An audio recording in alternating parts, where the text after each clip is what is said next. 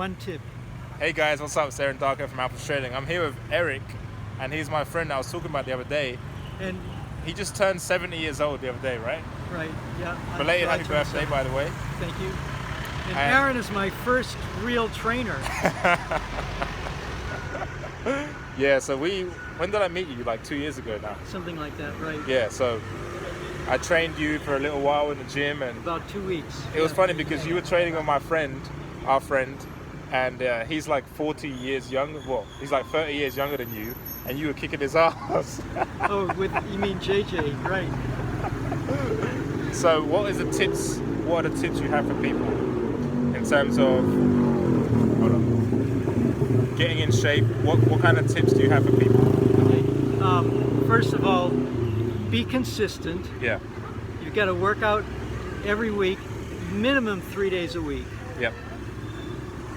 Always try to do your best, but don't push yourself too hard. You have to be patient. So slow, incremental change, consistent, will get you where you want to go. If you work too hard, you'll injure yourself. If you don't work hard enough, you're not going to get anywhere. Okay, so let's talk about motivation, because clearly you're really motivated, right? I mean, you go to the gym, what, minimum 3 times a week, but mostly it's like 4 or 5 times a week, right? So, and I'm trying to do my a new key exercise I'm doing these days is somebody just taught it to me. As many push-ups as you can do in 3 minutes. And what was the number you did? My latest is 51. 51 push-ups in 3 minutes. Right. So I started off 20, rest 30 seconds, 10, rest 30 seconds, 10, rest 30 seconds, and then I managed to get to 5. I got to be 45. Now remember, when I started this 2 years ago, I couldn't do a single pull-up. Yeah, I remember that. And I don't think I could, I could do I think I could do like 15 push-ups, something like that. But as far as the push-ups are concerned, so what I'm doing is I don't necessarily hit the top number every day. So there's some days, like I did 45 when I started this a couple of weeks, about 2-3 weeks ago, and then I did 46, and then I did 47, and then I did 49, and then I did 46 because one day I wasn't up to snuff, I don't know, for whatever reason. But you just do as much as you can, pace yourself. Right, but that's the thing though, like, so people are watching this and they're like, all right, but how the hell do you stay motivated to work out? Like, what is your reason? Like, why are you doing this? At your age, you should be in a Zimmer frame, right? Like most of the people your age. So what makes you different? Like, what are your reasons for doing this? Well, that's an interesting question. The first thing is that I have this idea of continual positive transformation. There's an expression in a famous Indian text where they were talking about this monk, and he's challenged, and they say he always finds a way through. So if you're stopped at a certain point, you look for a way forward. You try to go forward in one way or another. If you can't do it in one way, you do it another way. So for example, I overdid it about 3 months ago. I had to back off for about a month. And then I just said, okay, what am I going to do? Am I just going to lie back and die? No, I don't want to do that. I look at the people around me, my age, and I'm just thinking, look at these people. Do I want to look like that? Do I want to be like that? No. I want to be. I just got an email from my cousin. She's a year older than me, and I said to her. Let's walk that in. Okay. I said to her. She said, "I can't believe I'm 70." I say, "I think I'm 40."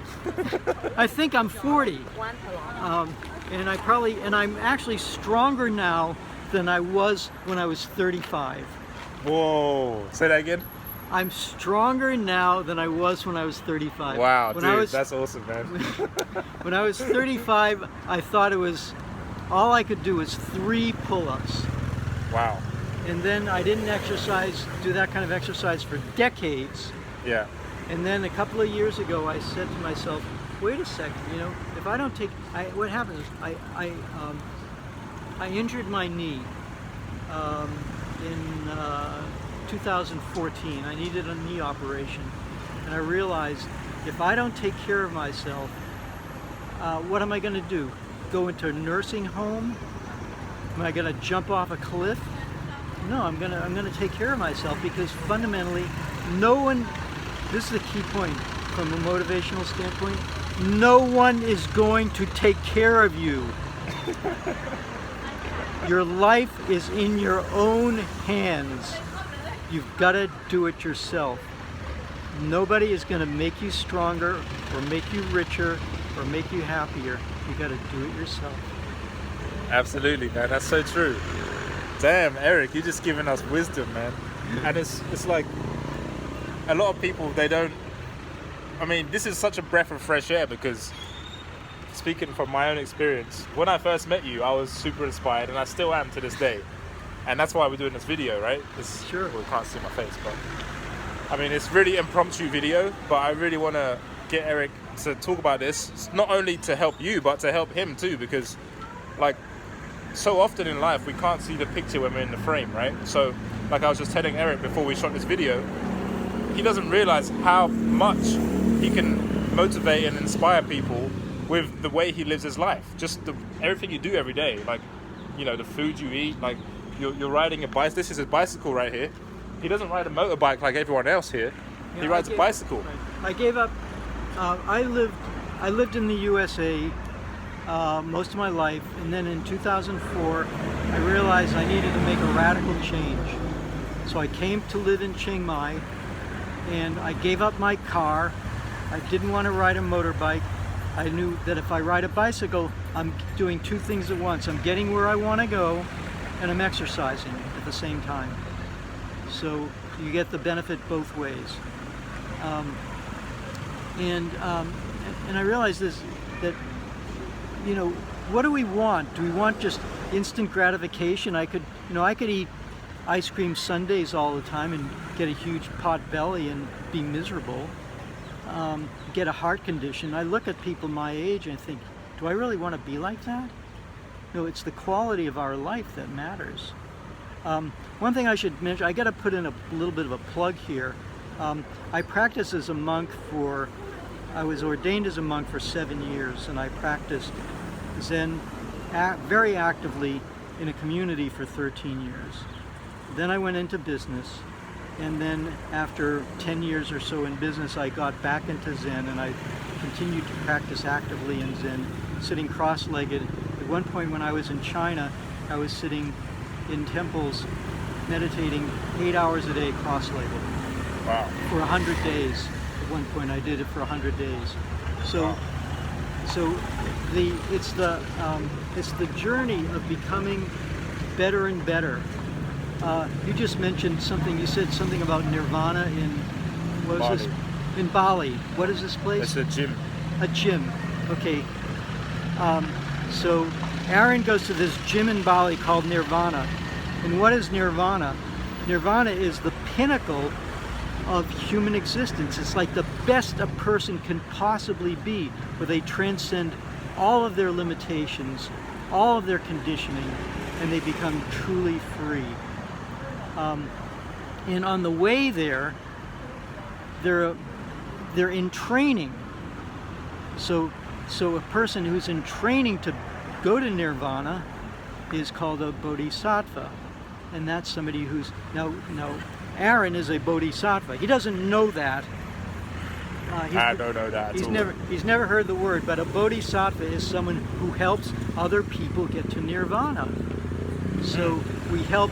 I like that. So we help ourselves get to nirvana, and we help other people to get to nirvana. Yeah. And then all of us, the whole world, gets better and better, and we all improve together, rather than I'm better than you, it's me against you.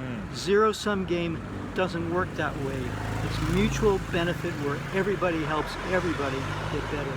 Yeah, absolutely. So encouraging. So you know, this is completely impromptu, but Aaron asked me to give some motivation to you. So here it is. You want to improve yourself. Improve yourself. Okay. Always learning more. Improving your mind. Improving your body. Improving your diet. You find out everything you can do to make it better. But don't get down on yourself if you're not perfect, because you won't be perfect. Perfection it's the journey of getting better. So what would you say to the guy or girl who's 40 years old, let's say, and currently they're not working out? What would you tell that person if they were across from you right now? Get down on the floor and try and do one goddamn push-up. Anything else? Do at least one squat. You know, a squat is like this.